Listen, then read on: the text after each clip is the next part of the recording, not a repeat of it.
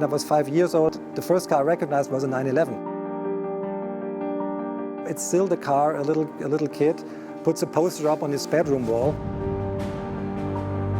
It's really flattering that a 911 concept is around so long and still so successful and still so recognizable. This is what radiates through the whole brand. And we're very proud that we can live in that tradition with the new GT3.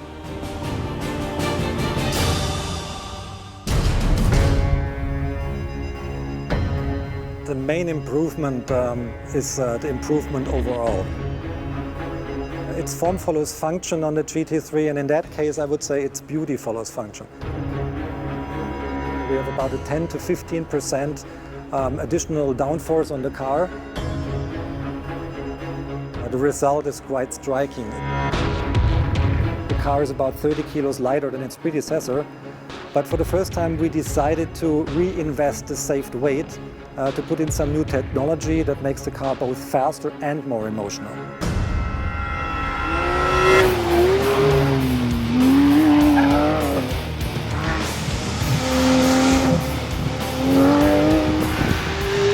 We have 475 horsepower now. The engine is revving up to 9,000 RPM, complete new engine family.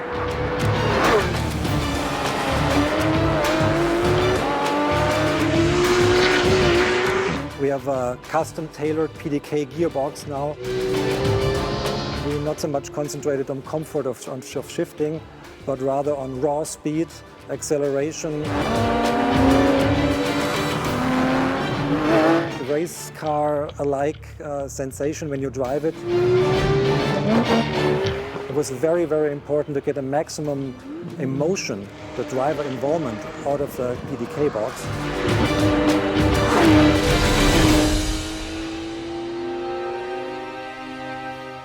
In our development department, everything gets mixed up in a positive way, because the same people responsible for the components on this car are responsible for the cup car as well.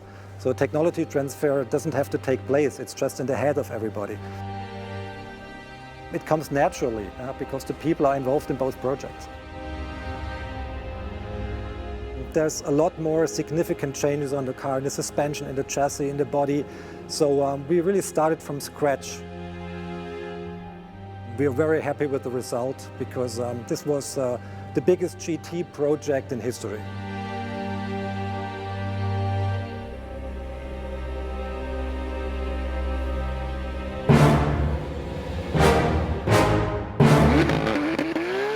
Two and a half years of development alone for the steering was a lot of time, but it was well spent. So the result is absolutely convincing.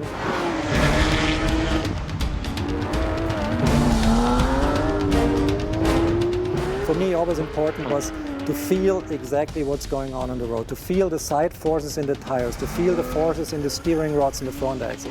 You need to know all this to balance the car at the edge of traction.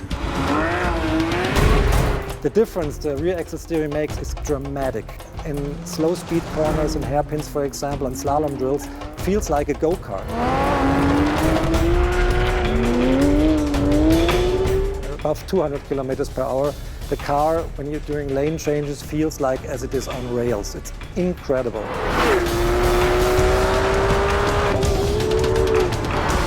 On the performance side, definitely this car is really, really so fast, so controllable, has so much precision.